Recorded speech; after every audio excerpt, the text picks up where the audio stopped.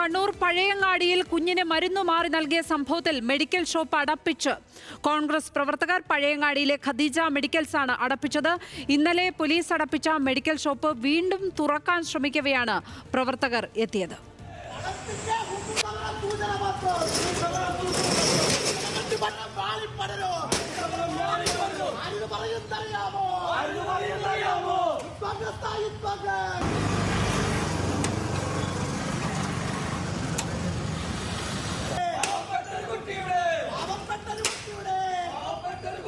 നിഖിൽ അളവൂരാണ് ചേരുന്നത് കണ്ണൂരിൽ നിന്ന്.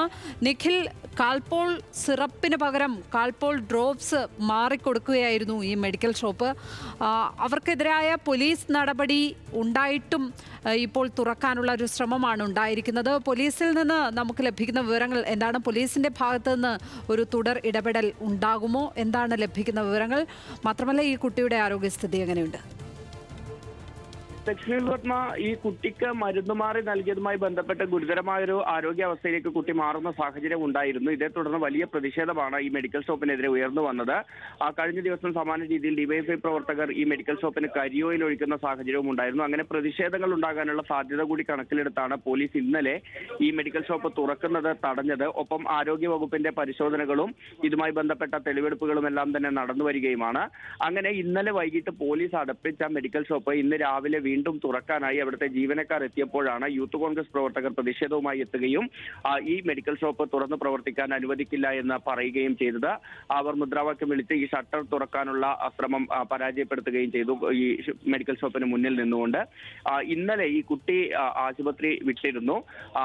കൃത്യമായ ചികിത്സ നൽകാനായതോടുകൂടി കുട്ടിയുടെ ആരോഗ്യസ്ഥിതി മെച്ചപ്പെടുന്ന സാഹചര്യം ഉണ്ടായിരുന്നു. അങ്ങനെയാണ് ഇന്നലെ കുട്ടി ആശുപത്രിയിൽ നിന്ന് ഡിസ്ചാർജായി വീട്ടിലേക്ക് എത്തിയത്. ഈ മാസം 8-ാം തീയതി ായിരുന്നു ഇത്തരത്തിൽ ഗുരുതരമായ ഒരു വീഴ്ച മെഡിക്കൽ ഷോപ്പ് ജീവനക്കാരുടെ ഭാഗത്ത് നിന്ന് ഉണ്ടായത്. പനി ബാധിച്ച് 8-ാം തീയതി കുട്ടിയുമായി പിതാവ് സമീർ പഴയങ്ങാടിയിലെ തന്നെ ഒരു ക്ലിനിക്കിൽ എത്തുന്നു. ആ ക്ലിനിക്കിലെ ഡോക്ടർ ഇത്തരത്തിൽ പനിക്കുള്ള സിറപ്പ് കുറിച്ച് നൽകുന്നു. ഈ സിറപ്പിന്റെ കുറിപ്പുമായി പിതാവ് മെഡിക്കൽ ഷോപ്പിലേക്ക് എത്തി. പക്ഷേ മെഡിക്കൽ ഷോപ്പിലെ ജീവനക്കാർ ഇവർക്ക് നൽകിയത് ഡ്രോപ്സ് ആയിരുന്നു. സിറപ്പിന് പകരം ഡ്രോപ്സ് ആണ് നൽകിയത്. എന്നാൽ ഇത് മനസ്സിലാക്കാതെ കുട്ടിയുടെ രക്ഷിതാക്കൾ മരുന്ന് കൃത്യമായി ഡോക്ടർ നിർദ്ദേശിച്ച സമയങ്ങളിൽ നൽകി.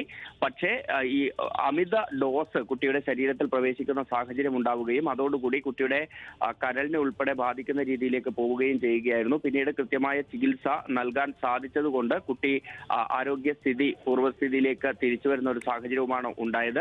ഈ സംഭവത്തിൽ അന്വേഷണങ്ങൾ തുടർന്നു വരികയും പോലീസും ആരോഗ്യവകുപ്പും എല്ലാം തന്നെ അതിന്റെ അന്വേഷണങ്ങൾ നടത്തി വരികയും ചെയ്യുന്ന ഒരു സാഹചര്യമുണ്ട്. ഏതായാലും ഈ മെഡിക്കൽ ഷോപ്പിനെതിരെ വലിയ പ്രതിഷേധമാണ് ഇത്തരത്തിൽ യുവജന സംഘടനകളുടെ ഭാഗത്തു നിന്ന് ഉൾപ്പെടെ ഉണ്ടായിക്കൊണ്ടിരിക്കുന്നത്. ആ സാഹചര്യത്തിലാണ് പോലീസ് ഇത് അടപ്പിക്കാൻ തീരുമാനിച്ചത്. എന്നാൽ അത് മറികടന്നുകൊണ്ട് വീണ്ടും മെഡിക്കൽ ഷോപ്പ് തുറക്കാനുള്ള ശ്രമമാണ് ഇപ്പോൾ യൂത്ത് കോൺഗ്രസ് പ്രവർത്തകർ തടഞ്ഞിരിക്കുന്നത്.